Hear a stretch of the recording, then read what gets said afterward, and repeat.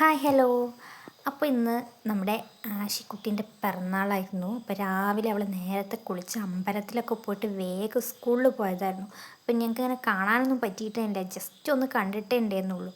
അങ്ങനെ വിഷൊന്നും ചെയ്യാൻ പറ്റിയിട്ടുണ്ടായിരുന്നില്ല. അപ്പോൾ വേഗം സ്കൂളിലിട്ട് വേഗം ഓടി വന്നതാണ്. പിന്നെ ഇനി വന്നാൽ അറിയാമല്ലോ, ഒരുപാട് കഥകളുണ്ടായിരിക്കും സ്കൂളത്തെ പറയാൻ.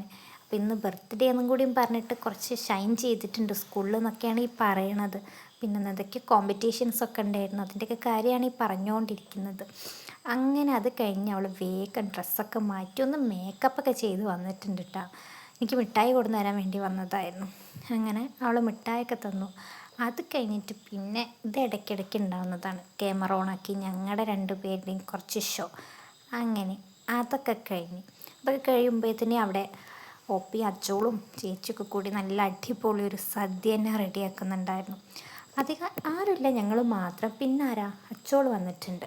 അങ്ങനെ പിന്നെ ഞങ്ങൾ ഫുഡ് കഴിക്കായിരുന്നു. പായസം, സേമിയ പായസമായിരുന്നു, അവിയൽ, ഓല, ഉപ്പേരി, എല്ലാ വിഭവങ്ങളും ഉണ്ടായിരുന്നു.